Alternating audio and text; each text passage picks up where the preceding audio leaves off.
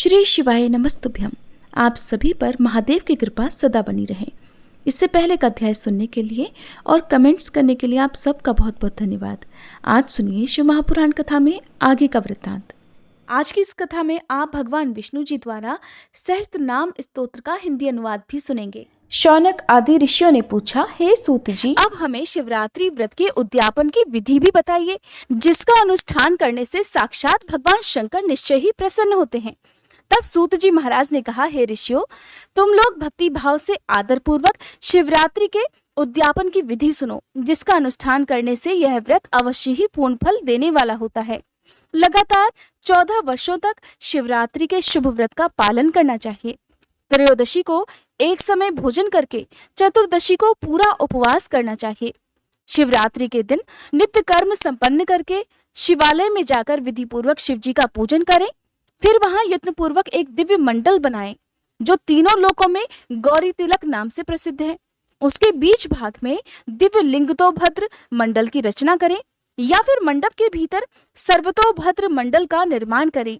वहां प्रजापति नामक कलशों की स्थापना करनी चाहिए। वे शुभ कलश वस्त्र, फल और दक्षिणा के साथ होने चाहिए। उन सबको मंडप के पार्श्व भाग में प्रयास पूर्वक स्थापित करें। मंडप के बीच के भाग में एक सोने का और दूसरी धातु, तांबे आदि का बना हुआ कलश स्थापित करें। आप चाहें तो मिट्टी का कलश भी स्थापित कर सकते हैं। व्रती पुरुष उस कलश पर पार्वती सहित शिव जी की स्वर्णमयी अथवा मिट्टी की प्रतिमा बनाकर रखे, या आपकी जैसी सामर्थ्य उसके अनुसार आप प्रतिमा बनवा लें। बाएं भाग में पार्वती जी की और दक्षिण भाग में शिव जी की प्रतिमा स्थापित करके रात्रि में उनका पूजन करें। आलस्य छोड़कर पूजन का काम करना चाहिए। उस काम में 4 ऋत्विजों के साथ एक पवित्र आचार्य का वरण करें और उन सबकी आज्ञा लेकर भक्ति पूर्वक शिव जी की पूजा करें। रात को प्रत्येक पहर में, अर्थात पूजा के 4 पहर होते हैं, उन चारों पहरों में अलग अलग पूजा करते हुए जागरण करें। व्रती पुरुष भगवत संबंधी कीर्तन, गीत और नृत्य आदि के द्वारा सारी रात बिताएं। इस प्रकार विधिवत पूजन पूर्वक भगवान शिव को संतुष्ट करके प्रातःकाल फिर से पूजन करने के बाद सविधि होम करें। फिर यथाशक्ति प्रजापत्य विधान करें। फिर ब्राह्मणों को भक्ति पूर्वक भोजन कराएं और अपनी सामर्थ्य के अनुसार दान दें। इसके बाद वस्त्र, अलंकार तथा आभूषणों सहित पत्नी सहित ऋत्विजों को अलंकृत करके उन्हें विधि पूर्वक पृथक पृथक दान देना चाहिए।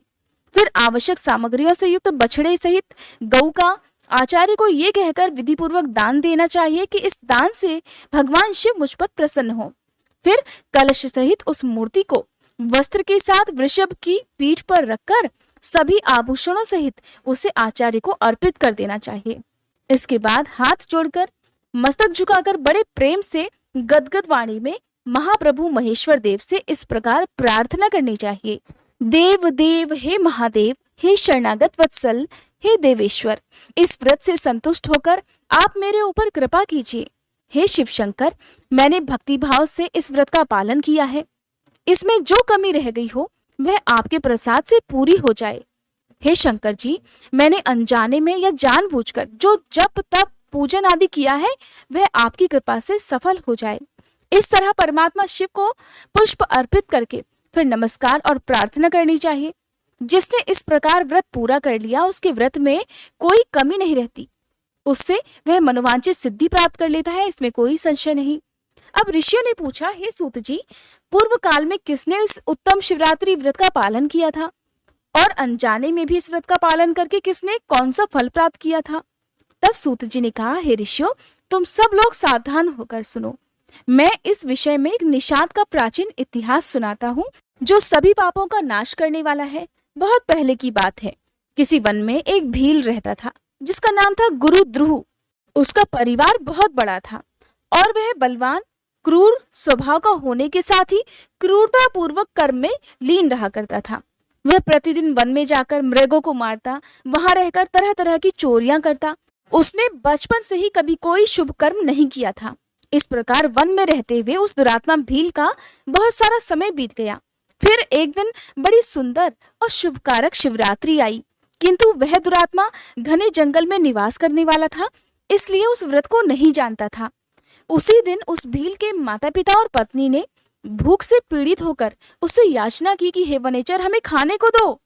उनके इस प्रकार याचना करने पर वह तुरंत धनुष बाण लेकर चल दिया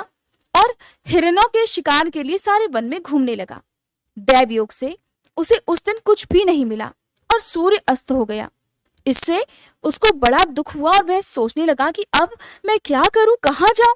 आज तो कुछ भी नहीं मिला। घर में जो बच्चे हैं उनका और मेरे माता पिता का क्या होगा? मेरी जो पत्नी है उसकी भी क्या दशा होगी? अतः मुझे कुछ लेकर ही घर जाना चाहिए, नहीं तो घर ही नहीं जाना चाहिए। ऐसा सोचकर वह शिकारी एक जलाशय के पास पहुंचा और वहां पानी में उतरने का जो घाट था वहीं जाकर खड़ा हो गया। अब वह मन ही मन ये विचार कर रहा था कि यहाँ तो कोई ना कोई जीव पानी पीने के लिए जरूर आएगा। मैं उसी को मारकर उसे साथ लेकर बड़ी खुशी से अपने घर को जाऊंगा।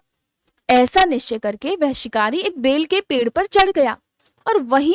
जल साथ लेकर बैठ गया। उसके मन में तो केवल यही चिंता थी कि कब कोई जीव आए और कब मैं उसे मारूं। इसी प्रतीक्षा में भूख प्यास से पीड़ित होकर वह बैठा रहा। उस रात के पहले पहर में एक प्यासी हिरनी वहां आई, जो बड़े चकित होकर जोर जोर से चौकड़ी भर रही थी। ब्राह्मणों, उस मृगी को अर्थात हिरनी को देखकर उस व्याध को अर्थात शिकारी को बड़ा हर्ष हुआ और उसने तुरंत ही उस हिरनी को मारने के लिए अपने धनुष पर बाण चढ़ा लिया। ऐसा करते हुए उसके हाथ के धक्के से थोड़ा सा जल और बिल्वपत्र नीचे गिर पड़े।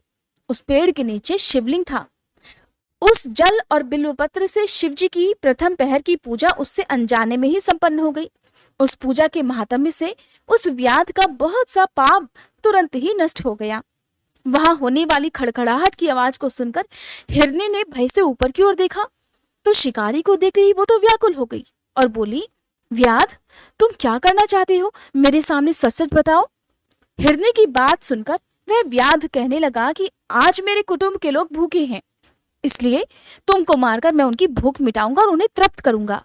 शिकारी का यह करुण वचन सुनकर, जिसे रोकना बहुत कठिन था, जो उसे मारने पर उतारू था, उस दुष्ट भील को बाण ताने देखकर वह हिरनी सोचने लगी कि अब मैं क्या करूं,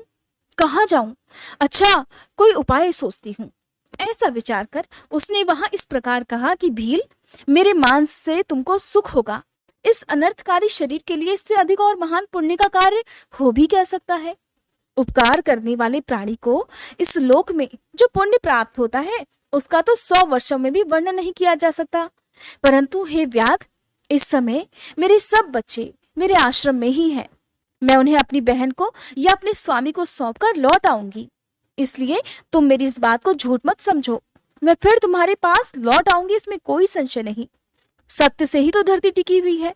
सत्य से ही समुद्र अपनी मर्यादा में स्थित है और सत्य से ही निर्झरों से अर्थात झरनों से जल की धाराएं गिरती रहती हैं। सत्य में ही तो सब कुछ स्थित है। सूत जी कहते हैं, हिरनी के ऐसा कहने पर भी जब व्याध ने उसकी बात नहीं मानी, तब उसने अत्यंत विस्मित और भयभीत होकर फिर से इस प्रकार कहना प्रारंभ कर दिया कि व्याध सुनो, मैं तुम्हारे सामने ऐसी शपथ खाती हूँ जिससे घर जाने पर मैं अवश्य ही तुम्हारे पास लौट आऊंगी। ब्राह्मण अगर वेद बेचे और तीनों काल में पूजा ना करे तो उसे जो पाप लगता है, पति की आज्ञा का उल्लंघन करके अपनी मर्जी से कार्य करने वाली स्त्रियों को जिस पाप की प्राप्ति होती है, किए हुए उपकार को न मानने वाले और भगवान शंकर से विमुख रहने वाले, दूसरों से द्रोह करने वाले, धर्म को लांघने वाले अर्थात धर्म के विपरीत आचरण करने वाले और विश्वासघात और छल करने वाले लोगों को जो पाप लगता है, वही पाप मुझे भी लग जाए अगर मैं लौटकर यहाँ पर ना आऊं। इस तरह बहुत सारी शपथ खाकर जब वह हिरनी चुपचाप खड़ी हो गई, तब उस भील ने उस पर विश्वास करके कहा कि अच्छा, अब तुम अपने घर को जाओ। तब वह हिरनी बड़े खुशी के साथ पानी पीकर अपने आश्रम में चली गई। इतने में ही रात का वह पहला प्रहर व्याध के जागते जागते ही बीत गया। तब उस हिरनी की बहन दूसरी हिरनी, जिसका पहली ने ध्यान किया था, उसी की राह देखते हुए जल पीने के लिए वहीं आ गई। उसे देखकर भील ने स्वयं बाणों को तरकश से खींचा। ऐसा करते समय फिर से पहले की तरह भगवान शिव के ऊपर जल और बेलपत्र गिर गए। उसके द्वारा महात्मा शंभु की दूसरे पहर की पूजा भी संपन्न हो गई। यद्यपि वह अनजाने में हुई थी, फिर भी व्याध के लिए तो वह सुखदायिनी ही हो गई। हिरनी ने उसे बाण खींचते हुए देखा तो पूछा, हे वनेचर, ये क्या कर रहे हो? उस व्याध ने पहले की तरह उत्तर दिया कि मैं अपने भूखे परिवार को तृप्त करने के लिए तुझे मारूंगा।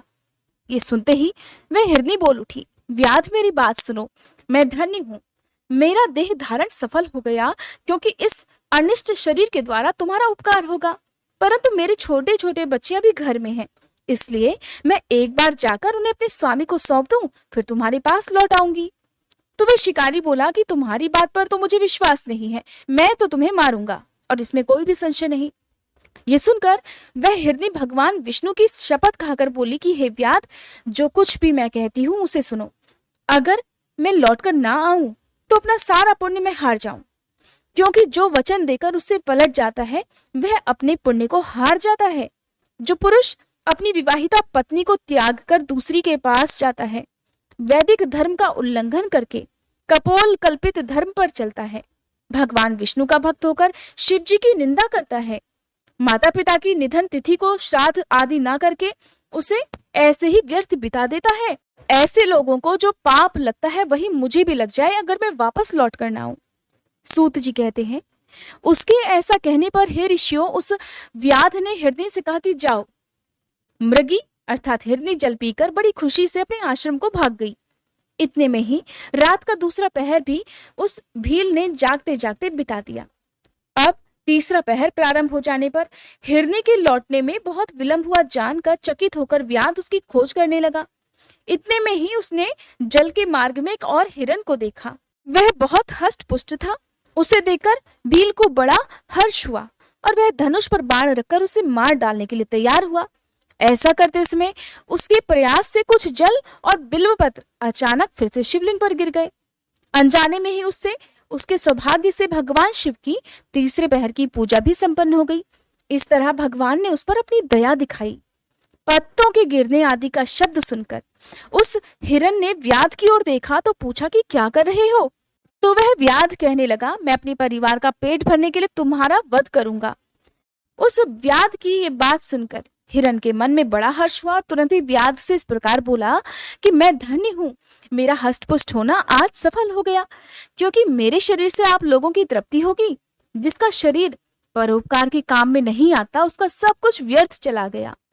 जो सामर्थ्य रहते हुए भी किसी का उपकार नहीं करता है उसकी वह सामर्थ्य व्यर्थ ही चली जाती है और फिर वह परलोक में भी नरकगामी हो जाता है। परंतु एक बार मुझे जाने दो, मैं अपने बच्चों को उनकी माता के हाथों में सौंपकर उन सभी को धीरज बंधाकर यहीं लौट आऊंगा।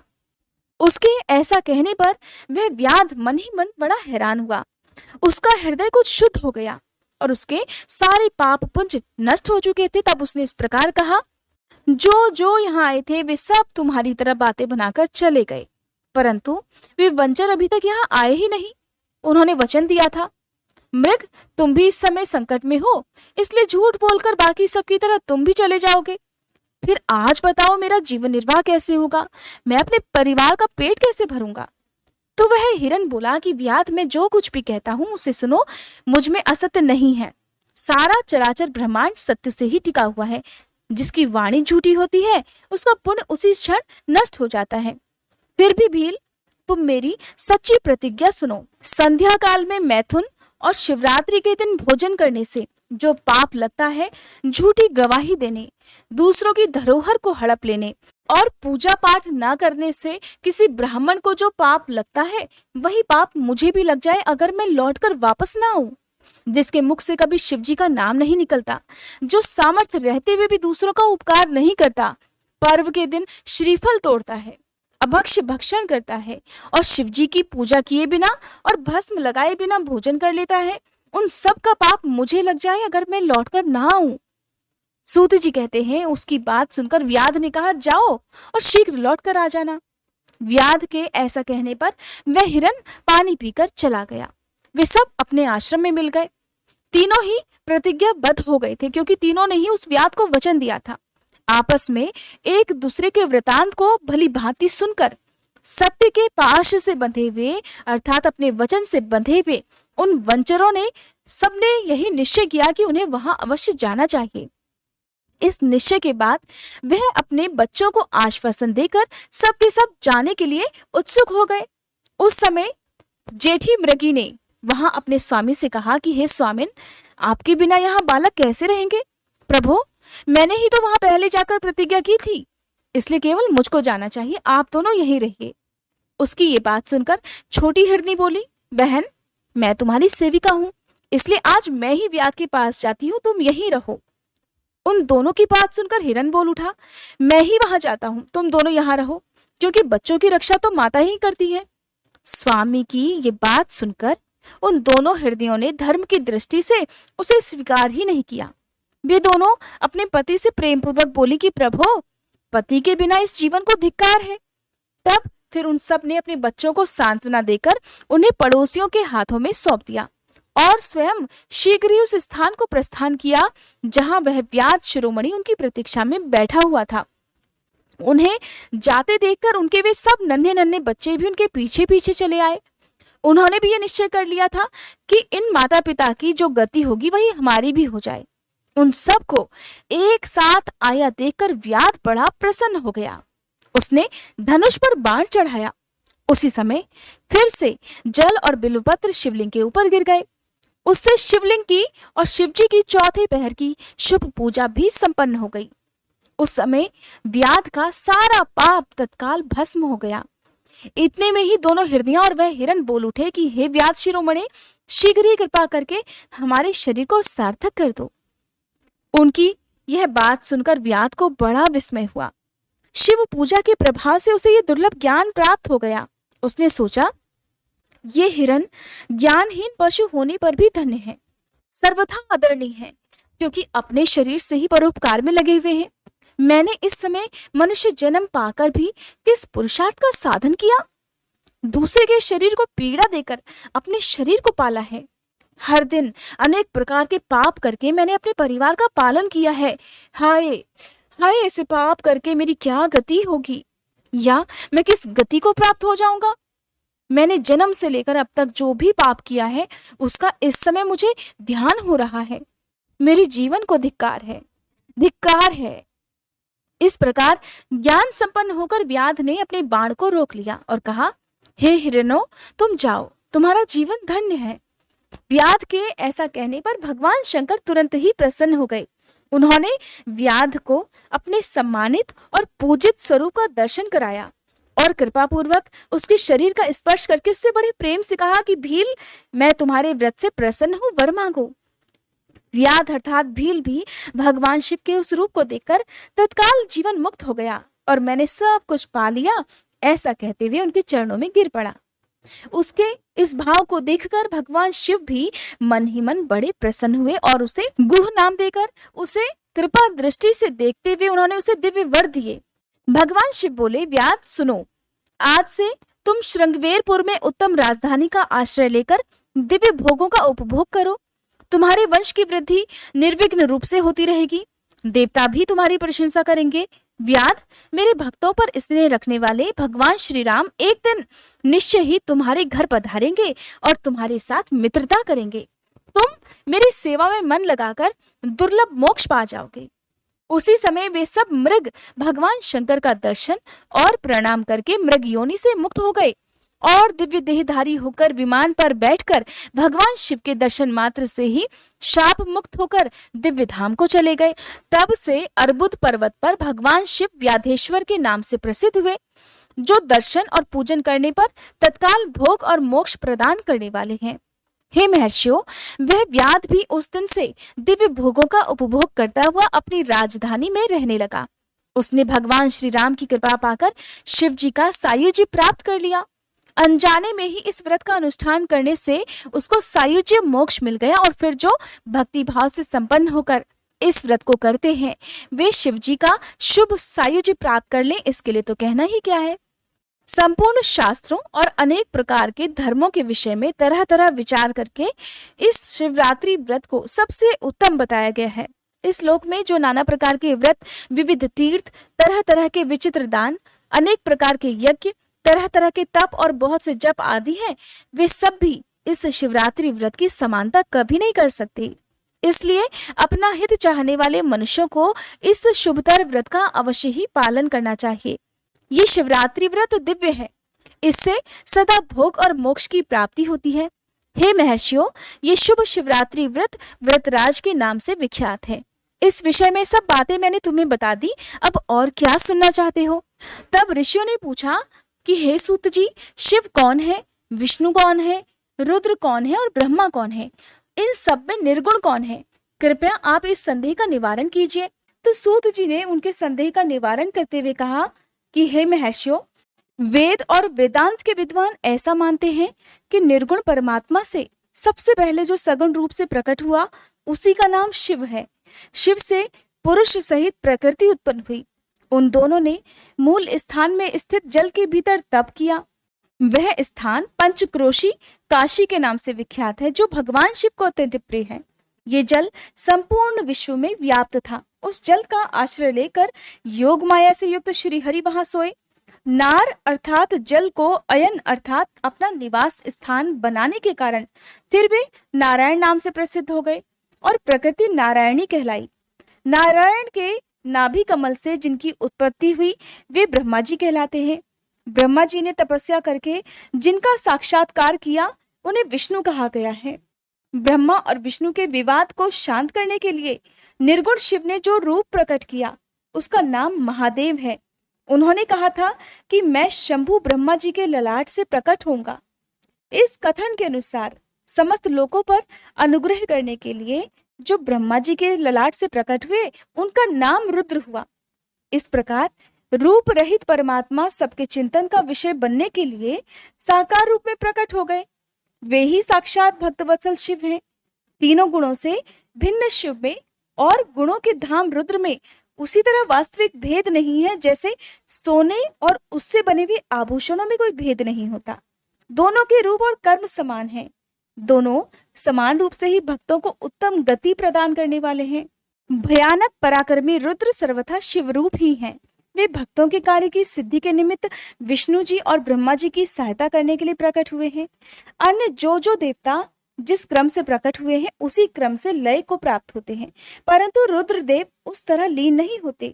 उनका साक्षात शिव में ही लय होता है। जिस तरह एक ही बीज बाहर आकर वृक्ष और फल आदि के रूप में बदलता हुआ फिर से बीज भाव को प्राप्त हो जाता है, ठीक उसी तरह शिव रूपी महेश्वर स्वयं एक से अनेक होने में हेतु हैं। ये उत्तम शिव ज्ञान तत्वतः बताया गया है। ज्ञानवान पुरुष ही इसको जानता है, दूसरा कोई नहीं जानता। ब्राह्मणों, इस प्रकार वहां पधारे हुए ऋषियों ने परस्पर निश्चय करके जो ये ज्ञान की बात बताई है, इसे अपनी बुद्धि के द्वारा प्रयत्न पूर्वक धारण करना चाहिए। मुनीश्वरों, तुमने जो कुछ पूछा था वो सब मैंने तुम्हें बता दिया। इसे तुम्हें प्रयत्न पूर्वक गुप्त रखना चाहिए। बताओ अब और क्या सुनना चाहते हो? तब ऋषि बोले, हे व्यास शिष्य, आपको नमस्कार है, आप धन्य हैं, शिव भक्तों में श्रेष्ठ हैं। आपने हमें शिव तत्व संबंधी परम उत्तम ज्ञान का श्रवण कराया है। आपकी कृपा से अब हमारे मन की भ्रांति मिट गई। हम आपसे मोक्षदायक शिव तत्व का ज्ञान पाकर बहुत संतुष्ट हुए हैं। सूत जी महाराज कहने लगे, हे ब्राह्मणों, जो नास्तिक हो, श्रद्धाहीन हो और जो शठ हो, जो भगवान शिव का भक्त भी ना हो और इस विषय को सुनने की रुचि भी ना रखता हो, उसे इस तत्व ज्ञान का कभी उपदेश नहीं देना चाहिए। व्यास जी ने इतिहास, पुराणों, वेदों और शास्त्रों का बारंबार विचार करके उनका सार निकालकर मुझे इस प्रकार उपदेश किया है। इसका एक बार श्रवण करने मात्र से सारे पाप भस्म हो जाते हैं। अभक्त को भक्ति प्राप्त होती है और भक्त की भक्ति बढ़ती जाती है। दोबारा सुनने से उत्तम भक्ति प्राप्त होती है। तीसरी बार सुनने से मोक्ष प्राप्त होता है। इसलिए भोग और मोक्ष रूप फल की इच्छा रखने वाले भक्तों को इसका बारंबार श्रवण करना चाहिए। उत्तम फल को पाने के उद्देश्य से इस पुराण को 5 बार सुनना चाहिए। ऐसा करने पर मनुष्य उसे अवश्य पाता है, इसमें कोई संदेह नहीं, क्योंकि ये व्यास जी का वचन है। जिसने भी इस उत्तम पुराण को सुना है, उसे कुछ भी दुर्लभ नहीं है। ये शिव विज्ञान भगवान शंकर को अत्यंत प्रिय है। यह भोग और मोक्ष देने वाला तथा शिव भक्ति को बढ़ाने वाला है। इस प्रकार मैंने शिव पुराण की ये चौथी आनंददायिनी और परम पुण्यमयी संहिता कही, जो कोटि रुद्र संहिता के नाम से विख्यात है।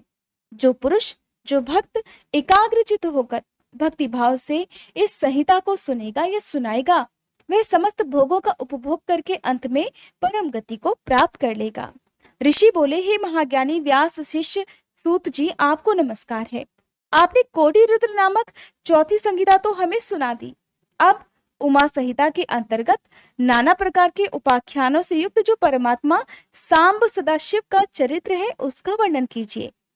सूत जी महाराज कहते हैं, हे शौनक आदि ऋषियों, भगवान शंकर का मंगलमय चरित्र परम दिव्य और भोग तथा मोक्ष को देने वाला है। तुम सभी लोग प्रेम से इसका श्रवण करो।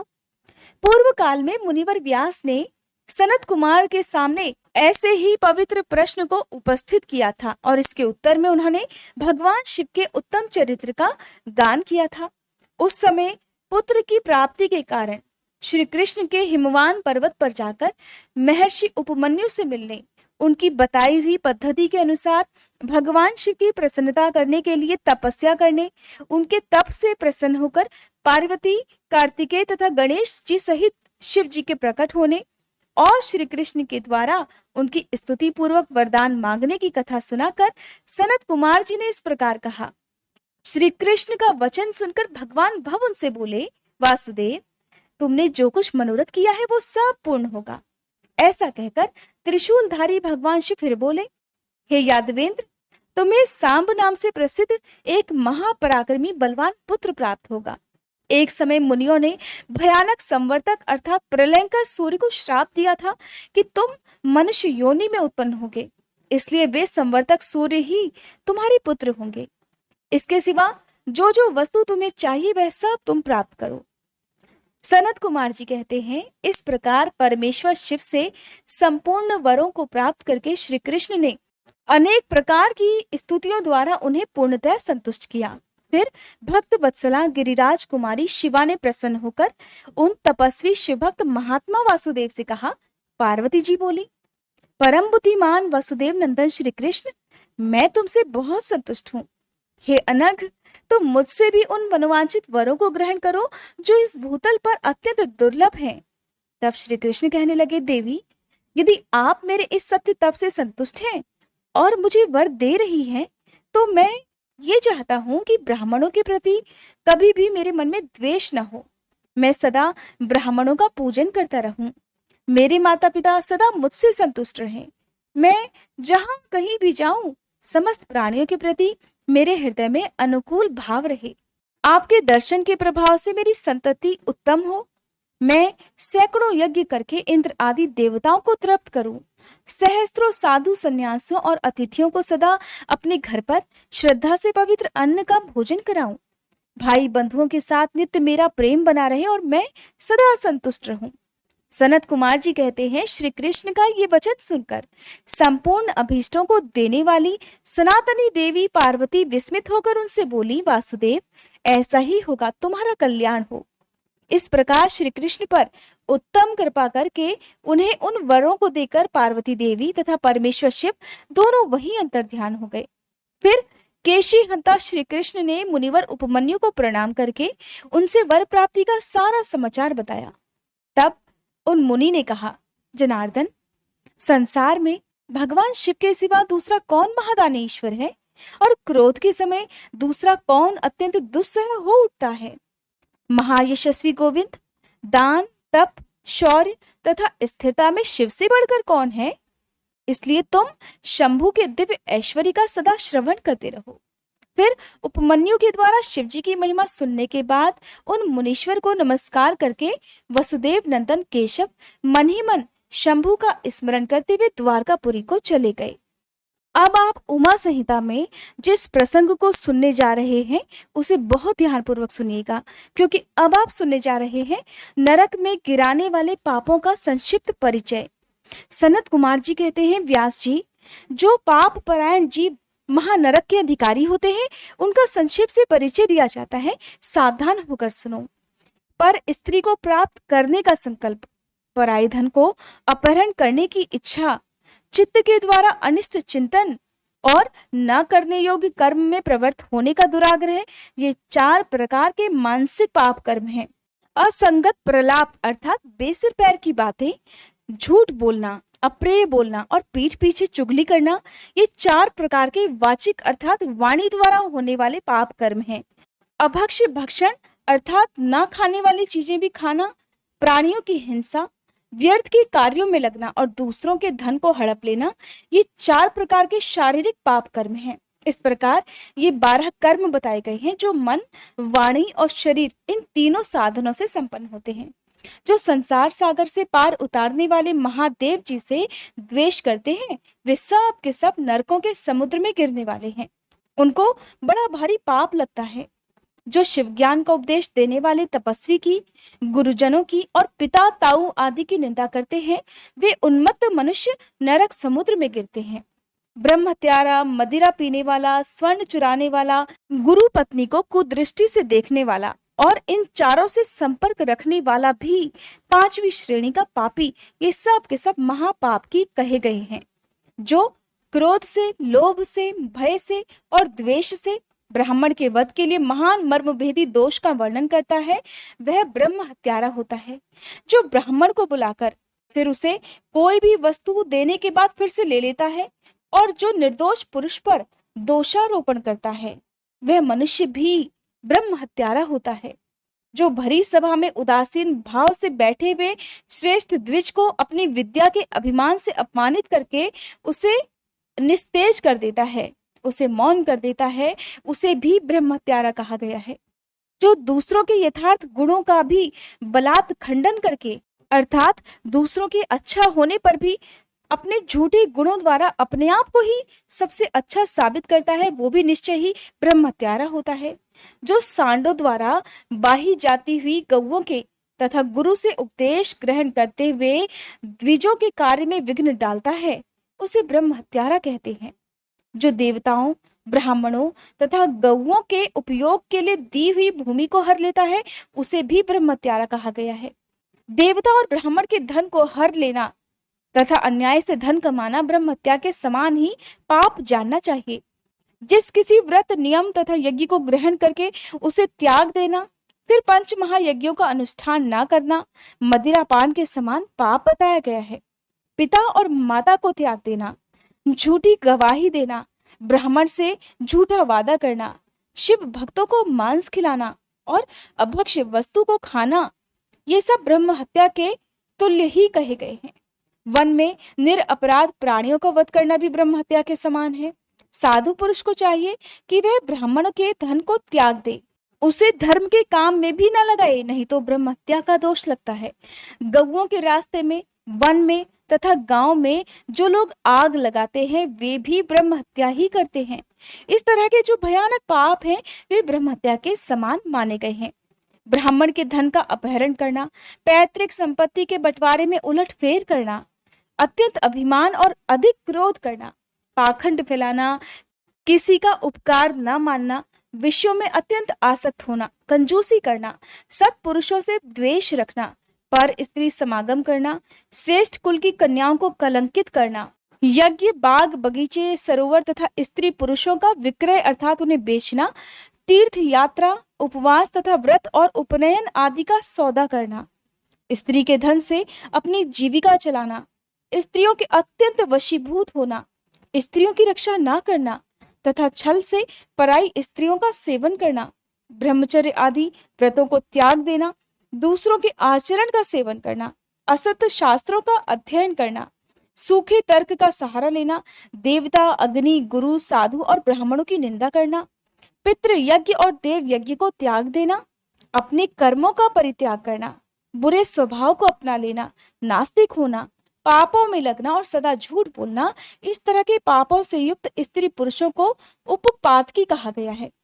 जो मनुष्य गौओं, ब्राह्मण कन्याओं, स्वामी, मित्र और तपस्वी महामनाओं के कार्य नष्ट कर देते हैं, वे नरकगामी माने गए हैं।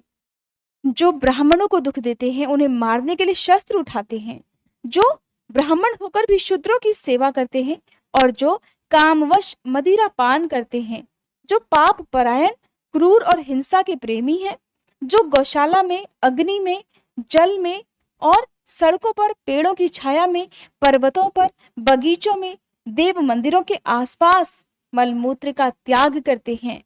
बांस, ईंट, पत्थर, काट, सींग और कीलों द्वारा जो रास्ता रोकते हैं, रास्ते में अवरुद्ध उत्पन्न करते हैं या दूसरों के खेत आदि की सीमा यानी कि मेड़ मिटा देते हैं, छल से दूसरों के खेत को अपने खेत में मिला लेते हैं, छल से शासन करते हैं, छल कपट के कामों में ही लगे रहते हैं। किसी को ठग कर लाई वे पाक, अन्न और वस्त्रों का छल से ही उपयोग करते हैं। जो स्त्री, पुत्र, मित्र, बाल, वृद्ध, दुर्बल, आतुर, भृत्य, अतिथि और बंधुजनों को भूखा छोड़कर स्वयं खा लेते हैं। जो अजितेंद्रिय पुरुष स्वयं नियमों को ग्रहण करके फिर उन्हें त्याग देते हैं, संन्यास धारण करके भी फिर से घर बसा लेते हैं। गौओं को क्रूरतापूर्वक मारते हैं और बार बार उनका दमन करते हैं। जो दुर्बल पशुओं का पोषण नहीं करते, अर्थात जब तक वे दूध देने के लायक होते हैं अपने घर पर पालते हैं, फिर जब वे स्थिति में नहीं रहते तो उन्हें सड़कों पर छोड़ देते हैं और उन्हें हमेशा ही छोड़कर रखते हैं, कभी फिर वापस उनकी सेवा नहीं करते। या फिर कुछ पशुओं पर अधिक भार लाद कर उन्हें पीड़ा देते हैं और सहन न होने पर भी बलपूर्वक उन्हें हल या गाड़ी में जोतते हैं या उनसे असह्य बोझ खिंचवाते हैं, जो उन पशुओं को खिलाए बिना ही भार ढोने या हल खींचने के काम में जोत देते हैं। बंधे हुए भूखे पशुओं को चरने के लिए नहीं छोड़ते और जो भार से घायल, रोग से पीड़ित, भूख से आतुर गाय बैलों का यत्नपूर्वक पालन नहीं करते, वे सब के सब गौ हत्यारे और नरकगामी माने गए हैं। जो पापी मनुष्य बैलों के अंडकोश कुटवाते हैं और बंधिया गाय को जोतते हैं, वे महानारकी हैं। कुछ लोग ऐसा भी करते हैं। जो आशा से घर पर आए हुए भूख, प्यास और परिश्रम से कष्ट पाते हुए अन्न की इच्छा रखने वाले अतिथियों, अनाथों, स्वाधीन पुरुषों, दीन, बाल, वृद्ध, दुर्बल और रोगियों पर कृपा नहीं करते, वे मूर्ख अवश्य ही नरक के समुद्र में गिरते हैं। मनुष्य जब मरता है तब उसका कमाया हुआ धन घर में ही रह जाता है। भाई बंधु भी शमशान तक जाकर ही लौट आते हैं। केवल उसके किए हुए पाप और पुण्य ही परलोक के रास्ते पर जाने वाले उस जीव के साथ जाते हैं। जो औचित्य की सीमा को लांघकर मनमाना कर वसूल लेता है और दूसरों को दंड देने में ही रुचि रखता है, वह राजा नरक में पकाया जाता है। जिस राजा के राज्य में प्रजा घूसखोरों, अपनी रुचि के अनुसार कम दाम देकर अधिक कीमत का माल लेने वाले अधिकारियों और चोर डाकुओं से अधिक सताई जाती है, वह राजा भी नरकों में पकाया जाता है। पराई स्त्रियों के साथ व्यभिचार और चोरी करने वाले प्रचंड पुरुषों को जो पाप लगता है, वही पर स्त्रीगामी राजा को भी लगता है।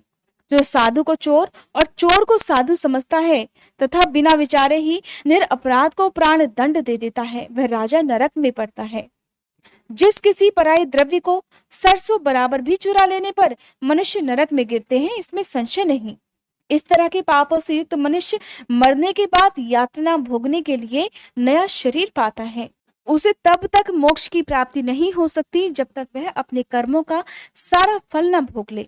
इसलिए जाने अनजाने में किए गए पाप का प्रायश्चित कर लेना चाहिए, नहीं तो 100 करोड़ कल्पों में भी बिना भोगे हुए पाप का नाश नहीं हो सकता। अर्थात कहने का तात्पर्य यह है कि जो मन, वाणी और शरीर द्वारा स्वयं पाप करता है, दूसरों से कराता है और किसी के दुष्कर्म को सहयोग करता है, उसके लिए पाप गति ही फल है, अर्थात उसे नरक ही मिलता है। इसलिए पाप चाहे छोटा हो या बड़ा, उसका फल अवश्य ही भोगना पड़ता है। बेहतर यही होगा कि हम अपने पुराणों में वर्णित जो भी कथाएं हैं, जो भी ज्ञान दिया गया है, उसे जरूर पढ़ें और अगर हम पढ़ लें तो दूसरों को सुनाएं, दूसरों को समझाएं, ताकि सबको इस बारे में ज्ञान मिल सके। अब सुनिए शिव सहस्त्र नाम का हिंदी अनुवाद।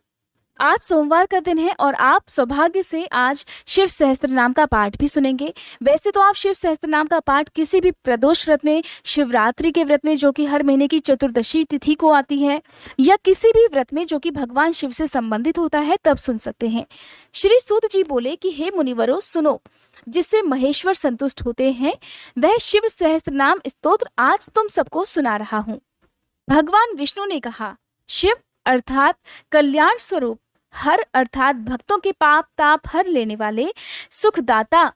रुद्र अर्थात दुख दूर करने वाले, पुष्कर अर्थात आकाश स्वरूप, पुष्पलोचन अर्थात पुष्प के समान खिले हुए नेत्र वाले, अर्थिगम्य अर्थात प्रार्थियों को प्राप्त होने वाले, सदाचारः अर्थात श्रेष्ठ आचरण वाले, शर्वः अर्थात संहारकारी, शंभु अर्थात कल्याण निकेतन, महेश्वर अर्थात महान ईश्वर, चंद्रापीढ़ चंद्रमा को शिरोभूषण के रूप में धारण करने वाले चंद्रमौली, सिर पर चंद्रमा का मुकुट धारण करने वाले, विश्वम सर्व स्वरूपम, विश्व का भरण पोषण करने वाले श्री विष्णु के भी ईश्वर, वेदांत के सार तत्व सच्चिदानंदमय ब्रह्म की साकार मूर्ति, हाथ में कपाल धारण करने वाले, गले में नील और शेष अंगों में लोहित वर्ण वाले, ध्यान के आधार, देश काल और वस्तु की सीमा से अविभाज्य गौरी अर्थात पार्वती जी के पति, प्रमथ गणों के स्वामी, जल अग्नि वायु आकाश सूर्य चंद्रमा पृथ्वी और यजमान इन 8 रूपों वाले, अखिल ब्रह्मांडमय विराट पुरुष, धर्म अर्थ काम और स्वर्ग की प्राप्ति कराने वाले, ज्ञान से ही अनुभव में आने के योग्य, सुस्थिर बुद्धि वाले, देवताओं के भी आराध्य, सूर्य चंद्रमा और अग्नि रूप 3 नेत्रों वाले, लोक के विपरीत स्वभाव वाले देवता, महान देवता ब्रह्मादिकों के भी पूजनीय, सब कुछ करने में समर्थ और कुशल, स्वामी, कभी विचलित न होने वाले, हे जगत स्वरूप, विकट नेत्र वाले, वाणी के अधिपति, पवित्र पुरुषों में भी सबसे श्रेष्ठ, संपूर्ण प्रमाणों में सामंजस्य स्थापित करने वाले, अपनी ध्वजा में वृषभ का चिन्ह धारण करने वाले, वृषभ या धर्म को वाहन बनाने वाले, स्वामी, पिनाक नामक धनुष धारण करने वाले, खाट के पाये की आकृति का एक आयुध धारण करने वाले अर्थात खड्वांगी, विचित्र वेशधारी, पुराण पुरुषोत्तम, महान योग से संपन्न, रक्षक, सृष्टिकर्ता, जटा के भार से युक्त, काल के भी काल, गजासुर के चर्म को वस्त्र के रूप में धारण करने वाले, सौभाग्यशाली, ओंकार स्वरूप अथवा प्रणव के वाच्यार्थ, बंधन रहित, अंतर्यामी आत्मा, सेवन करने योग्य, दुर्वासा नामक मुनि के रूप में अवतीर्ण, 3 मायामय असुरपुरों का दमन करने वाले, पाशुपत आदि दिव्य अस्त्र धारण करने वाले, कार्तिकेय जी के पिताजी, अपनी प्रकृष्ट महिमा में स्थित रहने वाले, कारण के भी कारण, आदि मध्य और अंत से रहित, कैलाश के अधिपति, कुबेर को अपना बंधु अर्थात मित्र मानने वाले, श्याम सुषमा से सुशोभित कंठ वाले, समस्त लोकों और वर्णों से श्रेष्ठ, कोमल स्वभाव वाले, समाधि अथवा चित्त वृत्तियों के निरोध से अनुभव में आने योग्य, कंठ में हलाहल विष का नील चिन्ह धारण करने वाले धनुर्धर, परशुधारी, बड़े बड़े नेत्रों वाले, वन में व्याध या किरात के रूप में प्रकट होकर शूकर के ऊपर बाण चलाने वाले, देवताओं के स्वामी, सूर्य को भी दंड देने वाले, धर्म के आश्रय, क्षमा के उत्पत्ति स्थान, संपूर्ण ऐश्वर्य, धर्म, यश, श्री, ज्ञान तथा वैराग्य के आश्रय, भग देवता के नेत्र का भेदन करने वाले, संहार काल में भयंकर रूप धारण करने वाले, माया रूप में बंधे हुए पाशबद्ध पशुओं को तत्व ज्ञान के द्वारा मुक्त करके यथार्थ रूप से उनका पालन करने वाले, गरुड़ रूप, भक्तों से प्रेम करने वाले, शत्रुता रखने वालों को संताप देने वाले, दानी, दया निधान अथवा कृपा करने वाले, कपर्दी, जटाजूटधारी, कुशल, कामदेव का दमन करने वाले, शमशानवासी, इंद्रियातीत और सर्वव्यापी, शमशान भूमि में विश्राम करने वाले, महान ईश्वर या परमेश्वर, जगत की सृष्टि करने वाले, मृग के पालक या पशुपति, विराट ब्रह्मांड की सृष्टि करने के समय महान कर्तव्य से संपन्न, भव रोग का निवारण करने के लिए महान औषधि रूप, संसार सागर से पार उतारने वाले, स्वर्ग, पृथ्वी, पशु, वाणी, किरण, इंद्रिय और जल के स्वामी, रक्षक, तत्व ज्ञान के द्वारा ज्ञान स्वरूप से ही जानने योग्य, सबसे पुराने, न्याय रूप, उत्तम नीति वाले, विशुद्ध आत्मस्वरूप, उमा सहित, चंद्रमा पर प्रेम रखने वाले, आत्मानंद से परिपूर्ण,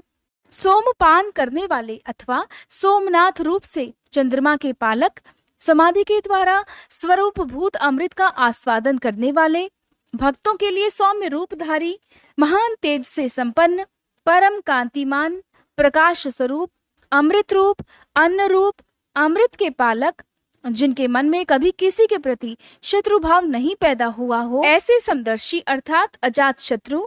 प्रकाश स्वरूप, सम्मानीय, अग्नि स्वरूप, जगत के श्रेष्ठा, वेदों के प्रकट करने वाले, ढक्कनाथ के रूप में चतुर्दश माहेश्वर सूत्रों के प्रणेता, नित्य स्वरूप सांख्य शास्त्र के प्रणेता भगवान कपिलाचार्य, अपनी प्रभा से सबको प्रकाशित करने वाले, तीनों लोकों के दृष्टा, हाथ में पिनाक नामक धनुष धारण करने वाले,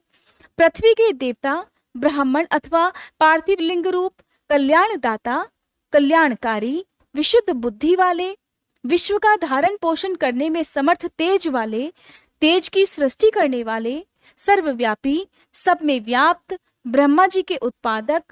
जगत के सृष्टा, सृष्टि स्वरूप, कनेर के फूल को पसंद करने वाले, त्रिकालदर्शी, कार्तिकेय के छोटे भाई शाक स्वरूप, स्कंद के छोटे भाई विशाख स्वरूप अथवा विशाख नामक ऋषि,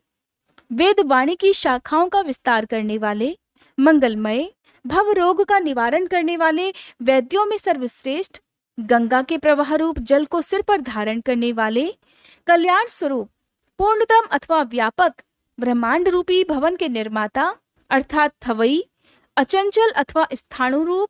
मन को वश में रखने वाले, शरीर, मन और इंद्रियों से अपनी इच्छा के अनुसार काम लेने वाले, पंच भौतिक रथ अर्थात शरीर का संचालन करने वाले, बुद्धि रूप सारथी, प्रमथ गणों के साथ रहने वाले, गण स्वरूप, उत्तम कीर्ति वाले, संशयों को काट देने वाले, मनुष्यों द्वारा अभिलषित समस्त कामनाओं के अधिष्ठाता, परम देव, सकाम भक्तों की कामनाओं को पूर्ण करने वाले, अपने श्री अंगों में भस्म रमाने वाले, भस्म के प्रेमी, भस्म पर शयन करने वाले, अपने प्रिय भक्तों को चाहने वाले, परम कमनीय प्राण वल्लभ रूप, समस्त तंत्र शास्त्रों के रचयिता, संसार चक्र को भलीभांति घुमाने वाले, सर्वत्र विद्यमान होने के कारण जिनका आत्मा कहीं से भी हटा नहीं है, ऐसे धर्म या पुण्य की राशि, निरंतर कल्याणकारी, पाप रहित, चार भुजाधारी, जिन्हें योगी जन भी बड़ी कठिनाई से अपने हृदय मंदिर में बसा पाते हैं, ऐसे परम दुर्जय, भक्तिहीन पुरुषों को कठिनता से प्राप्त होने वाले, दुर्गम अर्थात जिनके निकट पहुंचना किसी के लिए भी कठिन है, ऐसे दुर्ग अर्थात पाप ताप से रक्षा करने के लिए दुर्ग रूप अथवा दुर्जय, संपूर्ण अस्त्रों के प्रयोग की कला में कुशल, अध्यात्म योग में स्थित, सुंदर विस्तृत जगत रूप तंतु वाले, जगत रूप तंतु को बढ़ाने वाले, सुंदर अंगों वाले, लोक सार ग्राही, जगत के स्वामी, भक्त जनों की याचना के आलंबन, भस्म से शुद्धि का संपादन करने वाले, सुमेरु पर्वत के समान केंद्र रूप, तेज और बल से संपन्न, निर्मल शरीर वाला, साधन भजन से दूर रहने वाले लोगों के लिए अलभ्य, साधन भजन परायण सत्पुरुषों के लिए सुलभ, श्री राम के सेवक वानर हनुमान का रूप धारण करने वाले, अग्नि स्वरूप अथवा स्वर्णमय वीर्य वाले, पुराणों द्वारा प्रतिपादित, शत्रुओं के प्राण हर लेने वाले, परमानंद के महान सरोवर, महान आकाश रूप, सिद्धों और देवताओं द्वारा वंदित, व्याघ्र चर्म को वस्त्र के समान धारण करने वाले, सर्पों को आभूषण की तरह धारण करने वाले, त्रिकाल में भी कभी नष्ट न होने वाले महाभूत स्वरूप, सबके महान निवास स्थान,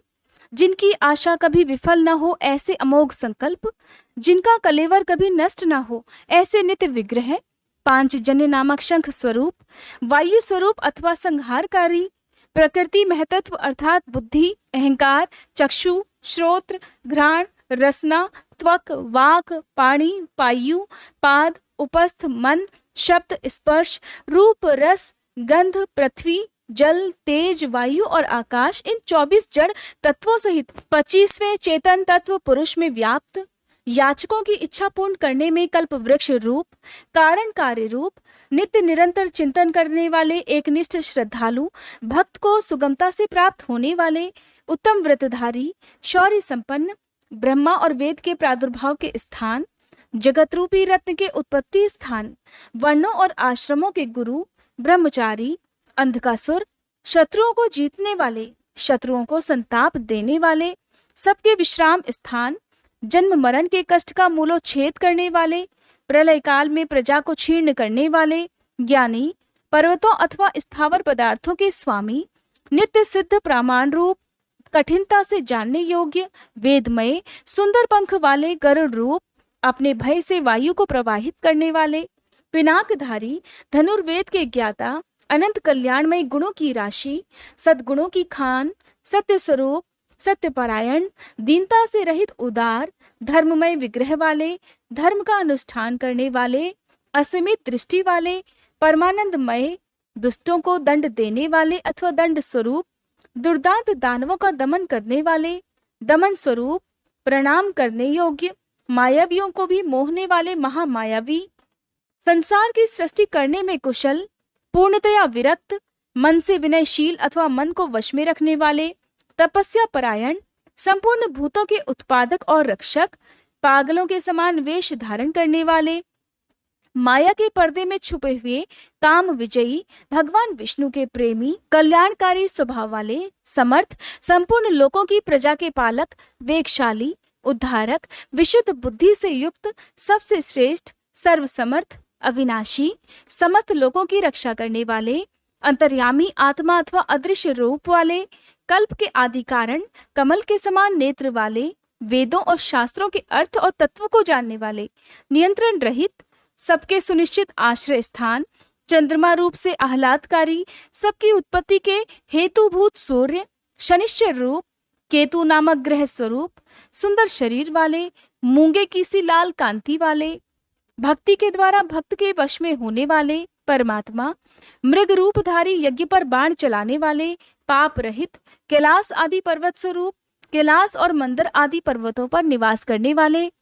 सबके प्रियतम, पर ब्रह्म परमेश्वर, समस्त संसार के गुरु, संपूर्ण कर्मों के आश्रय स्थान, सदा प्रसन्न, मंगलकारी, मंगल कारिणी शक्ति से संयुक्त, महान तपस्वी, दीर्घ काल तक तप करने वाले, अत्यंत स्थूल, अति प्राचीन और अत्यंत स्थिर, दिन और संवत्सर आदि काल रूप से स्थित, अंश काल स्वरूप, व्यापकता स्वरूप, प्रत्यक्ष आदि प्रमाण स्वरूप, उत्कृष्ट तपस्या स्वरूप, संवत्सर आदि काल विभाग के उत्पादक,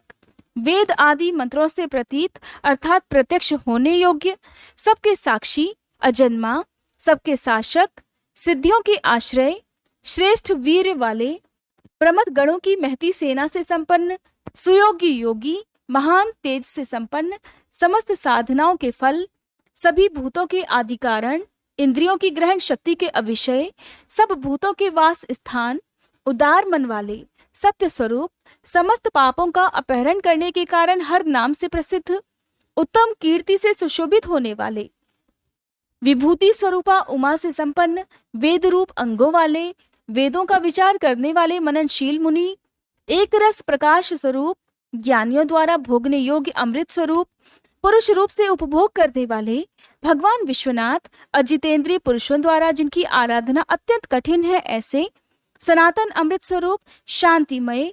हाथ में बाण धारण करने वाले प्रतापी वीर, कमंडलू धारण करने वाले, पिनाकधारी, मन और वाणी के अविषय, इंद्रियातीत और महामायावी, सबके वास स्थान, चारों पुरुषार्थों की सिद्धि के एकमात्र मार्ग, प्रलय के समय सबको काल से संयुक्त करने वाले, गंभीर शब्द करने वाले अथवा अनाहत नाद रूप, महान उत्साह और बल से संपन्न, श्रेष्ठ बुद्धि वाले, अनंत पराक्रमी, भूतगणों के साथ विचरने वाले, त्रिपुर संहारक, रात्रि में विचरण करने वाले, प्रेतों के साथ भ्रमण करने वाले, अनंत शक्ति और श्रेष्ठ कांति से संपन्न, अनिर्वचनीय स्वरूप वाले, ऐश्वर्यवान, सबके लिए अविचार्य मनोगति वाले, बहु के अथवा सर्वज्ञ, बड़ी से बड़ी माया भी जिन पर प्रभाव नहीं डाल सकती, ऐसे मन को वश में रखने वाले, ध्रुव अर्थात नित्य कारण और अध्रुव अर्थात अनित्य कार्य रूप, ओज अर्थात प्राण और बल, तेज अर्थात शौर्य आदि गुण तथा ज्ञान की दीप्ति को धारण करने वाले, सबके उत्पादक, सबके शासक, नृत्य के प्रेमी, प्रतिदिन तांडव नृत्य करने वाले, प्रकाश स्वरूप, सूर्य आदि को भी प्रकाश देने वाले, ओंकार रूप स्पष्ट अक्षर वाले, ज्ञानवान, ऋक, साम और यजुर्वेद के मंत्र स्वरूप, सबके प्रति समान भाव रखने वाले, संसार सागर से पार होने के लिए नौका रूप, युगादि का आरंभ करने वाले तथा चारों युगों को चक्र की तरह घुमाने वाले, गांभीर्य से युक्त, नंदी नामक वृषभ पर सवार होने वाले, परमानंद स्वरूप होने से सर्वप्रिय, संपूर्ण विशेषणों से रहित, शिष्ट पुरुषों के इष्ट देव, अनन्य चित्त से निरंतर स्मरण करने वाले भक्तों के लिए सुगमता से प्राप्त होने योग्य, सार तत्व की खोज करने वाले, तीर्थ स्वरूप, तीर्थ नामधारी अथवा जिनका नाम भवसागर से पार लगाने वाला है, ऐसे तीर्थ सेवन से अपने स्वरूप का दर्शन कराने वाले अथवा गुरु कृपा से प्रत्यक्ष होने वाले, चरणोदक स्वरूप तीर्थ को देने वाले, जल के निधान समुद्र रूप, उपादान कारण रूप से सब भूतों के आश्रय अथवा जगत रूप प्रपंच के अधिष्ठान, जिनको जीतना कठिन है, ऐसे विजय के अवसर को समझने वाले, अपनी महिमा में स्थित प्रमाणों के ज्ञाता, स्वर्णमय कवच धारण करने वाले श्री हरि स्वरूप, संसार बंधन से सदा के लिए छुड़ा देने वाले, देव समुदाय रूप, संपूर्ण विद्याओं के स्वामी, बिंदु रूप प्रणव के आश्रय, बालक का रूप धारण करने वाले, बल से उन्मत्त न होने वाले, विकार रहित, दुर्बोध स्वरूप या अगम्य, माया से अपने यथार्थ स्वरूप को छिपाए रखने वाले, संसार की उत्पत्ति के सबसे बड़े साधन, जगत के उपादान और निमित्त के कारण, सबके रचयिता, संपूर्ण बंधनों से छुड़ाने वाले, निश्चयात्मक ज्ञान स्वरूप, संपूर्ण जगत की व्यवस्था करने वाले, ध्रुवादि भक्तों को अविचल स्थिति प्रदान करने वाले, हिरण्य गर्भ रूप से जगत के आदि में प्रकट होने वाले, श्रेष्ठ वस्तु प्रदान करने वाले अथवा जिज्ञासुओं को गुरु की प्राप्ति कराने वाले, सुंदर स्वरूप वाले, भेद रहित, सत स्वरूप आत्मा में प्रतिष्ठित, वीर शिरोमणि, वीरभद्र नामक गणाध्यक्ष, वीरासन से बैठने वाले, अखिल ब्रह्मांड स्वरूप, वीरों में श्रेष्ठ, विद्वान, विज्ञान आनंद स्वरूप, मस्तक पर गंगा जी को धारण करने वाले नदीधर, आज्ञा का पालन करने वाले, त्रिशूलधारी, तेजोमय किरणों से व्याप्त, भगवती शिवा के आश्रय, वालखिल्य ऋषि रूप, महान धनुर्धर, सूर्य रूप, लौकिक विषयों की चर्चा न सुनने वाले, आकाशचारी, परम सुंदर, सबके लिए सुंदर आश्रय रूप, ब्राह्मणों के परम हितैषी, अमृत कलश के रक्षक, कुशिक वंशी इंद्र स्वरूप, प्रकाश किरणों से युक्त, समस्त प्राणियों के लय के स्थान, समस्त कामनाओं को सिद्ध करने वाले, ललाट में तीसरा नेत्र धारण करने वाले, जगत स्वरूप, सार तत्व स्वरूप, संसार चक्र को धारण करने वाले, जिनका दंड कभी व्यर्थ नहीं जाता है, ऐसे उदासीन, सुवर्ण अथवा तेज स्वरूप, ब्रह्म तेज से संपन्न, मोक्ष रूप उत्कृष्ट अर्थ की प्राप्ति कराने वाले, महामायावी, कल्याणप्रद, व्याघ्र के समान भयानक नेत्रों वाले, दीप्त रूप, ब्रह्म स्वरूप, सर्वलोक में बंधु के समान सुखद, वाणी के अधिपति, दिन के स्वामी सूर्य रूप, समस्त रसों का शोषण करने वाले, विविध प्रकार से प्रकाश फैलाने वाले, स्वामी कार्तिकेय रूप, सब पर शासन करने वाले सूर्य कुमार यम, अष्टांग योग स्वरूप तथा ऊर्ध्वलोक में फैली हुई कीर्ति से युक्त, भक्त जनों पर प्रेम रखने वाले, दूसरों पर विजय पाने वाले, कैलाश के स्वामी, कमनी अथवा कांतिमान, समस्त जगत को उत्पन्न करने वाले, सूर्य रूप नेत्र वाले, विद्वानों में सर्वश्रेष्ठ, परम विद्वान, सभी प्रकार के भय से रहित, जगत का भरण पोषण करने वाले, जिन्हें कोई रोक नहीं सकता, ऐसे सत्य स्वरूप, सुनिश्चित रूप से कल्याणकारी, जिनके नाम, गुण, महिमा और स्वरूप के श्रवण तथा कीर्तन परम पावन है, ऐसे सर्वव्यापी होने के कारण दूर की बात भी सुन लेने वाले, भक्त जनों के सभी अपराधों को कृपा पूर्वक सह लेने वाले, ध्यान करने योग्य, चिंतन करने मात्र से बुरे स्वप्न का नाश करने वाले, संसार सागर से पार उतारने वाले, पापों का नाश करने वाले, जानने के योग्य, जिनके वेग को सहन करना दूसरों के लिए अत्यंत कठिन है, ऐसे संसार बंधन से रहित अथवा अजन्मा, जिनका कोई आदि नहीं है, ऐसे सबके कारण स्वरूप, भूरलोक और भुवरलोक की शोभा, मुकुटधारी, देवताओं के स्वामी, जगत के रक्षक, संसार की सृष्टि करने वाले, श्रेष्ठ वीर, सुंदर बाजूबंद धारण करने वाले, प्राणी मात्र को जन्म देने वाले, जन्म लेने वालों के जन्म के मूल कारण, सदा नीति परायण, सबके स्वामी, मन और इंद्रियों को अत्यंत वश में रखने वाले अथवा वशिष्ठ ऋषि रूप, दृष्टा अथवा कश्यप मुनि रूप, प्रकाशमान अथवा सूर्य रूप, दुष्टों को भय देने वाले, अतिशय भयदायक, पराक्रम से युक्त, ओंकार स्वरूप, सत्पुरुषों के मार्ग पर चलने वाले, अन्नमय आदि पांचों कोशों को अपने भीतर धारण करने के कारण महाकोश रूप, अपरिमित ऐश्वर्य वाले अथवा कुबेर को भी धन देने के कारण महाधनवान, जन्म रूपी कार्य के अध्यक्ष ब्रह्मा, सर्वोत्कृष्ट देवता, समस्त शास्त्रों के पारंगत विद्वान, यथार्थ तत्व रूप, यथार्थ तत्व को पूर्णतया जानने वाले, अद्वितीय आत्म रूप, सर्वत्र व्यापक, संपूर्ण जगत को उत्तम गुणों से विभूषित करने वाले, मंत्र दृष्टा, ब्रह्मवेत्ता, ऐश्वर्य, जन्म मृत्यु और जरा से अतीत, पंच महायज्ञों की उत्पत्ति के हेतु विश्वनाथ, निर्मल अभ्युदय की प्राप्ति कराने वाले धर्म रूप, स्वयंभू, आदि अंत से रहित, भक्तों के प्रति वात्सल स्नेह से युक्त, भक्तजनों के आश्रय, गायत्री मंत्र के प्रेमी, ऊंचे शरीर वाले, संपूर्ण जगत के आवास स्थान, सूर्य रूप, बालक रूप, कैलाश पर्वत पर रमण करने वाले, देवेश्वरों के भी ईश्वर, प्रमथ गणों की सुंदर सेना से युक्त तथा देव शत्रुओं का संहार करने वाले, अमोघ संकल्प वाले, महर्षि कश्यप रूप, भूतल को आह्लाद प्रदान करने वाले चंद्रमा रूप, चिंता रहित, अपने ही प्रकाश से प्रकाशित होने वाले सूक्ष्म ज्योति स्वरूप, अपने स्वरूप भूत ज्ञान की प्रभा से प्रकाशित, चंचलता से रहित, पिंगल वर्ण वाले, कपिल वर्ण की दाढ़ी मूछ रखने वाले, दुर्वासा मुनि के रूप में अवतीर्ण, ललाट में तृतीय नेत्र धारण करने वाले, भाल नेत्र, त्रय तनुः, तीन लोक या तीनों वेद जिनके स्वरूप हैं ऐसे, ज्ञानप्रद और श्रेष्ठ नीति वाले, जगत के उत्पादक, संहारकारी, अदिति नंदन, भग और विवस्वान, योग विद्या में पारंगत, स्वर्ग लोक के स्वामी, कल्याणकारी गुण और नाम वाले, पाप नाशक, पुण्यजनक दर्शन वाले अथवा पुण्य से ही जिनका दर्शन होता है ऐसे, उत्तम कीर्ति वाले, उद्योगशील, श्रेष्ठ योगी, सद सत्व रूप, नक्षत्र की माला से अलंकृत, आकाश रूप, स्वर्ग के स्वामी, स्वाधिष्ठान चक्र के आश्रय, नित्य शुद्ध और पाप नाशक, मणिपुर नामक चक्र स्वरूप, आकाशचारी, हृदय कमल में स्थित, इंद्र रूप, शांत स्वरूप, हरिहर, हलाहल विष की गर्मी से उष्णता युक्त, समस्त ब्रह्मांड रूपी ग्रह के स्वामी, सच्चिदानंद स्वरूप, सामर्थ्यशाली, अनर्थ का नाश करने वाले, अधर्म नाशक, बुद्धि की पहुंच से परे अथवा जानने में न आने वाले, बहुत से नामों द्वारा पुकारे और सुने जाने वाले, ब्रह्मा जिनके गर्भस्थ शिशु के समान है ऐसे, विश्व ब्रह्मांड प्रलय काल में जिनके गर्भ में रहता है ऐसे, धर्म रूपी वृषभ को उत्पन्न करने के लिए धेनु स्वरूप, धन की प्राप्ति कराने वाले, समस्त संसार का हित चाहने वाले, उत्तम ज्ञान से संपन्न अथवा बुद्ध स्वरूप, कार्तिकेय रूप, कल्याणदाता, सुवर्ण के समान गौरवर्ण वाले तथा तेजस्वी, नाना प्रकार के भूतों के साथ क्रीड़ा करने वाले, नाद स्वरूप, आसक्ति शून्य, नेत्रों में दृष्टा रूप से विद्यमान, संपूर्ण जगत के प्रति मैत्री भावना रखने वाले मुनि स्वरूप, धन के स्वामी कुबेर, ज्योति स्वरूप ब्रह्म, सुवर्ण और रत्नों के तेज से प्रकाशित अथवा वसुधा स्वरूप,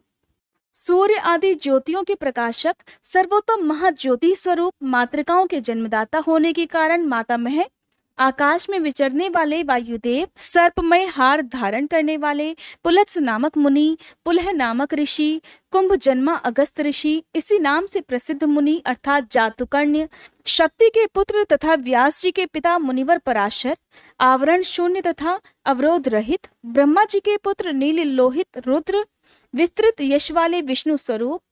स्वयंभू ब्रह्मा, अकुंठित गति वाले, अत्रि नामक ऋषि अथवा त्रिगुणातीत, ज्ञान स्वरूप, महायशस्वी, विश्वविख्यात वीरों में अग्रगण्य, शूरवीर, प्रलय के समय अत्यंत क्रोध करने वाले, सच्चे पराक्रमी, सर्पों के आभूषण से श्रृंगार करने वाले, व्यालाकल्प, महाकल्प संज्ञक, काल स्वरूप वाले, शरणागतों की इच्छा पूर्ण करने के लिए कल्प वृक्ष के समान, कलाधरः अर्थात चंद्र कलाधारी, अलंकार धारण करने या कराने वाले, विचलित न होने वाले, प्रकाशमान, पराक्रम में बढ़े चढ़े, आयु तथा वाणी के स्वामी, वेगशाली तथा कूदने या तैरने वाले, अग्नि रूप सहायक वाले, निर्लेप, प्रेमी भक्तों के घर पर अतिथि की तरह उपस्थित होकर उनका सत्कार ग्रहण करने वाले, इंद्र का मान मर्दन करने वाले, वृक्षों पर या वृक्षों के नीचे आसन लगाने वाले, यश रूपी धन से संपन्न, अग्नि स्वरूप, सूर्य रूप से प्रचंड ताप देने वाले, प्रलय काल में विश्व ब्रह्मांड को अपना ग्रास बना लेने वाले, जपने योग्य नाम वाले, बुढ़ापा आदि दोषों का निवारण करने वाले, लोहित वर्ण वाले अग्नि रूप, विशाल अश्व वाले, आकाश की उत्पत्ति के स्थान, सुंदर शरीर वाले, अज्ञान अंधकार नाशक, तपने वाले ग्रीष्म रूप, बादलों से उपलक्षित वर्षा रूप, सुंदर नेत्रों वाले, त्रिपुर रूप, शत्रु नगरी पर विजय पाने वाले, सुखदायक, वायु को प्रकट करने वाले, शरत काल रूप,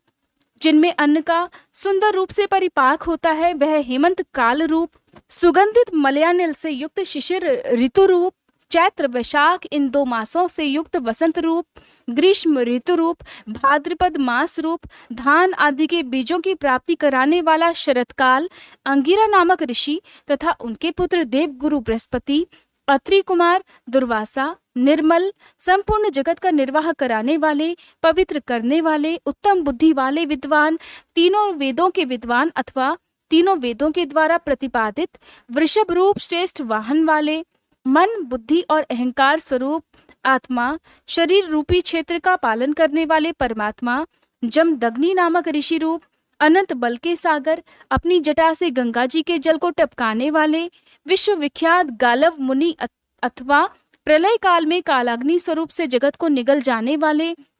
सौम्य रूप वाले, सर्वश्रेष्ठ, श्रेष्ठ यज्ञ रूप, कल्याण प्रदाता, शिलामय लिंग रूप, आकाश कुंद, चंद्रमा के समान गौर कांति वाले, दानव शत्रु, शत्रुओं का दमन करने वाले, सुंदर निशाकर रूप, निष्कंटक, शरणागत जनों के शोक शल्य को निकालकर स्वयं धारण करने वाले, चारों वेदों के द्वारा जानने योग्य, चारों पुरुषार्थों की प्राप्ति कराने वाले, चतुर और चतुर पुरुषों के प्रिय, वेद स्वरूप, अक्षर समामनाय, शिव सूत्र रूप, तीर्थों के देवता और शिवालय रूप, अनेक रूप वाले, विराट रूपधारी, चर और अचर संपूर्ण रूप वाले, न्यायकर्ता तथा न्यायशील, न्याय युक्त आचरण से प्राप्त होने वाले, निर्मल, सहस्त्रों सिर वाले, देवताओं के स्वामी, विपक्षी योद्धाओं के संपूर्ण शस्त्रों को नष्ट कर देने वाले, मुड़े हुए सिर वाले सन्यासी, विविध रूप वाले, विक्रमशील, दंडधारी, मन और इंद्रियों का दमन करने वाले, गुणों में सबसे श्रेष्ठ, पिंगल नेत्र वाले, जीव मात्र के साक्षी, नीलकंठ, निरोग, सहस्त्रों भुजाओं से युक्त, सबके स्वामी, शरणागत हितैषी, संपूर्ण लोकों को धारण करने वाले, कमल के आसन पर विराजमान, परम प्रकाश स्वरूप, परंपरागत फल की प्राप्ति कराने वाले, अपनी नाभि से कमल को प्रकट करने वाले विष्णु रूप, विराट ब्रह्मांड को गर्भ में धारण करने के कारण महान गर्भ वाले, संपूर्ण जगत को अपने उदर में धारण करने वाले, चतुर, कारण और कार्य के ज्ञाता, अभीष्ट वर देने वाले, वर्णी अथवा श्रेष्ठ, डमरू का गंभीर नाद करने वाले, देवताओं तथा असुरों के गुरुदेव और आराध्य, देवताओं तथा असुरों से वंदित, देवता तथा असुर दोनों के बड़े मित्र, देवताओं और असुरों के महान ईश्वर, देवताओं और असुरों के शासक, अलौकिक स्वरूप वाले, देवताओं और असुरों के महान आश्रय, देवताओं के लिए भी देवता रूप, चित्त की सीमा से परे विद्यमान, देवाधिदेव ब्रह्मा जी से रुद्र रूप में उत्पन्न, सत पदार्थों की उत्पत्ति के हेतु, असुरों का विनाश करने के लिए व्याघ्र रूप, देवताओं में श्रेष्ठ, सूर्य रूप, देवताओं के नायकों में सर्वश्रेष्ठ, संपूर्ण श्रेष्ठ देवताओं के भी शिरोमणि, कल्याणमय शिव, तत्व के विचार में तत्पर, अणिमा आदि विभूतियों से संपन्न, कुमार कार्तिकेय के निवास भूत श्री शैल नामक पर्वत से प्रेम करने वाले, वज्रधारी इंद्र रूप, शत्रुओं को मार गिराने में जिनकी तलवार कभी असफल नहीं होती, ऐसे शरभ रूप से नरसिंह को धाराशायी करने वाले, भगवती उमा के प्रेम की परीक्षा लेने के लिए ब्रह्मचारी रूप से प्रकट, समस्त लोकों में विचरने वाले, धर्म का आचरण करने वाले, धन के अधिपति कुबेर अर्थात धनाधिपः, नंदी नामक गण, इसी नाम से प्रसिद्ध वृषभ, अंतरहित, दिगंबर रहने का व्रत धारण करने वाले, नित्य शुद्ध, लिंग देह के दृष्टा, देवताओं के अधिपति, योगेश्वर, युग के निर्वाहक, आत्म विचार रूप धर्म में स्थित अथवा स्वधर्म परायण, स्वर्गलोक में स्थित, स्वर्गलोक में जिनके यश का गान किया जाता है, ऐसे 7 प्रकार के स्वरों से युक्त ध्वनि वाले, बाणासुर के स्वामी अथवा बाणलिंग नर्मदेश्वर में अधिदेवता रूप से स्थित, बीज के उत्पादक, धर्म के पालक और उत्पादक, मायामय रूपधारी, लोभ रहित, सबके प्रयोजन को जानने वाले, कल्याण निकेतन शिव, संपूर्ण प्राणियों के परमेश्वर, शमशानवासी, त्रिनेत्रधारी, धर्म मर्यादा के पालक, अनुपम रूप वाले, अलौकिक और सुस्पष्ट प्रकाश से युक्त, त्रिनेत्रधारी अथवा त्रयंबक नामक ज्योतिर्लिंग, नागहार से विभूषित, अंधकासुर का वध करने वाले, दक्ष के यज्ञ का विध्वंस करने वाले, यज्ञमय विष्णु का गला काटने वाले, दोष रहित, अविनाशी गुणों से संपन्न, देशद्रोही, पूषा देवता के दांत तोड़ने वाले, जटा के भार से विभूषित, खंडित परशु वाले, साकार एवं निराकार परमात्मा, पाप के स्पर्श से शून्य,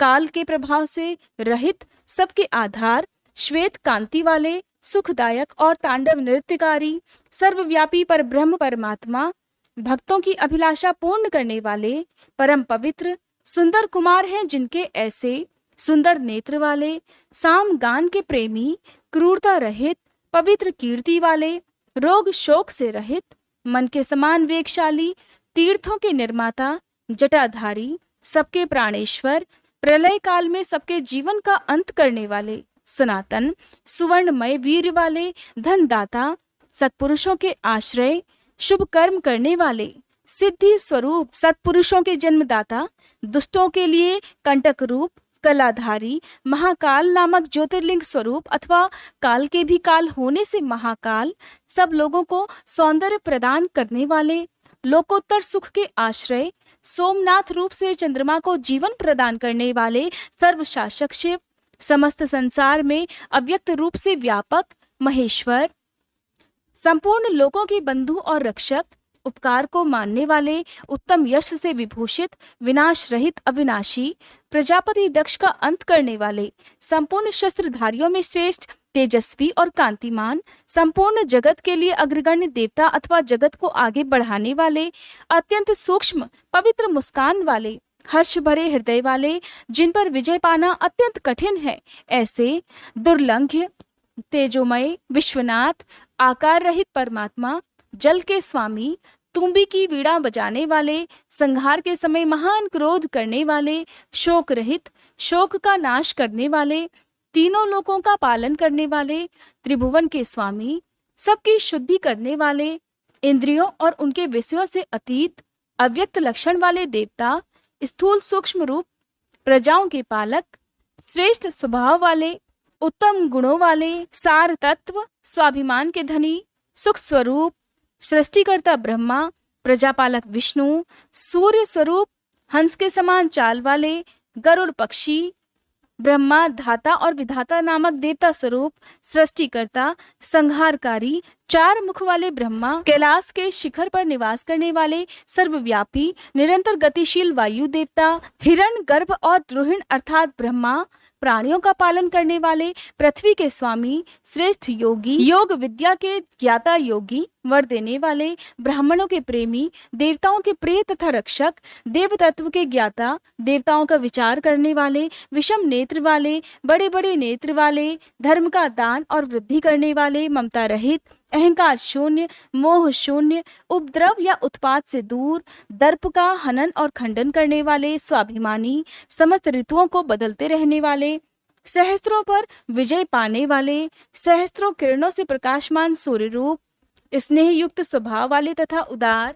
भूत भविष्य और वर्तमान के स्वामी, सबकी उत्पत्ति के कारण, दुष्टों के ऐश्वर्य का नाश करने वाले, परम पुरुषार्थ रूप, प्रयोजन रहित, अनंत धनराशि के स्वामी, पराय कार्य को सिद्ध करने की कला के एकमात्र विद्वान, कंटक रहित, नित्य सिद्ध आनंद स्वरूप, स्वयं कपट रहित होकर दूसरे के कपट को नष्ट करने वाले, सत्व गुण से युक्त, सत्वनिष्ठ, सत्य कीर्ति वाले, जीवों के प्रति स्नेह के कारण विभिन्न आगमों को प्रकाश में लाने वाले, सुस्थिर, गुणों का आदर करने वाले, अनेक रूप होकर अनेक प्रकार के कर्म करने वाले, अत्यंत प्रसन्न, सुंदर मुख वाले, स्थूल भाव से रहित, सुंदर हाथ वाले, मलयानिल के समान सुखद, नंदी की पीठ पर सवार होने वाले, उत्तरदायित्व का भार वहन करने में समर्थ, भक्तों के सामने प्रकट होने वाले अथवा ज्ञानियों के सामने नित्य प्रकट, प्रेम बढ़ाने वाले, किसी से परास्त न होने वाले, संपूर्ण सत्वगुण के आश्रय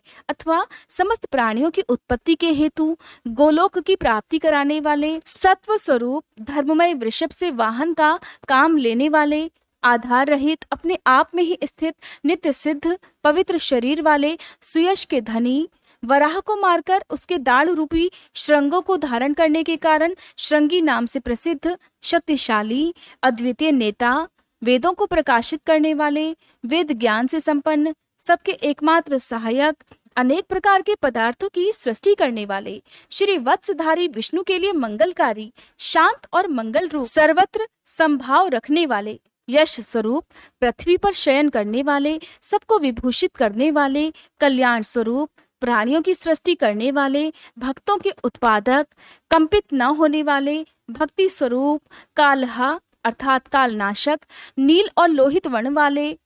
सत्यव्रतधारी और महान त्यागी, निरंतर शांत, परोपकार व्रती और अभीष्ट वरदाता, वैराग्यवान, विज्ञानवान, शुभ देने और करने वाले, स्वयं शुभ स्वरूप होने के कारण शुभ नामधारी, याचना रहित, निर्गुण, दृष्टा और कर्तव्य रहित, सुवर्ण के समान कांतिवान, स्वभावतः कल्याणकारी, उदासीन, शत्रुनाशक, विघ्नों का निवारण करने वाले, मोरपंख कवच और त्रिशूल धारण करने वाले, जटा, मुंडमाला और कवच धारण करने वाले, मृत्यु रहित, सर्वज्ञों में श्रेष्ठ, तेजपुंज महामणि कौस्तुभ आदि रूप, असंख्य नाम और रूप और गुणों से युक्त होने के कारण किसी के द्वारा मापे ना जा सकने वाले, पराक्रमी और पराक्रम के ज्ञाता, जानने योग्य, दीर्घ काल तक सती के वियोग में अथवा विशिष्ट योग की साधना में संलग्न हुए मन वाले, भूत और भविष्य के ज्ञाता मुनीश्वर रूप,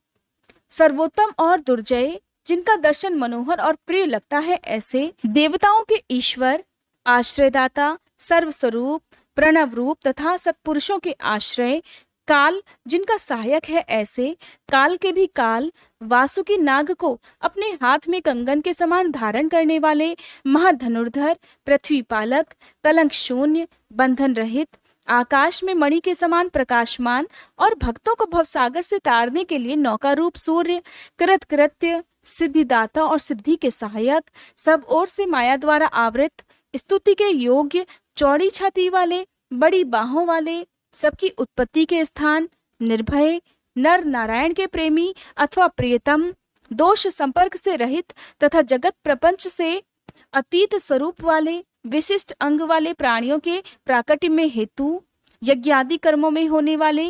अंग वैगुण्य का नाश करने वाले, स्तुति के योग्य, स्तुति के प्रेमी, स्तुति करने वाले, व्यास स्वरूप, अंकुश रहित स्वतंत्र, मोक्ष प्राप्ति के निर्दोष उपाय रूप, विद्याओं के सागर, ब्रह्मानंद रस के प्रेमी, शांत बुद्धि वाले, शोभ या नाश से रहित, भक्तों का संग्रह करने वाले, सतत मनोहर, व्याघ्र चर्मधारी, ब्रह्मा जी के स्वामी, शाकल ऋषि रूप, रात्रि के स्वामी चंद्रमा रूप, परमार्थ तत्व का उपदेश देने वाले ज्ञानी गुरु दत्तात्रेय रूप, शरणागतों पर दया करने वाले, उमा सहित, भक्ति रस के ज्ञाता, प्रेम रस प्रदान करने वाले, समस्त प्राणियों को सहारा देने वाले। इस प्रकार श्री हरि प्रतिदिन सहस्त्र नामों द्वारा भगवान शिव की स्तुति, सहस्त्र कमलों द्वारा उनका पूजन और प्रार्थना किया करते थे। जय भोलेनाथ। ये थी आज की कथा। उम्मीद है आपको पसंद आई होगी। इसके आगे का विस्तार पूर्वक वर्णन आप सभी अगली कथा में जरूर सुनिएगा।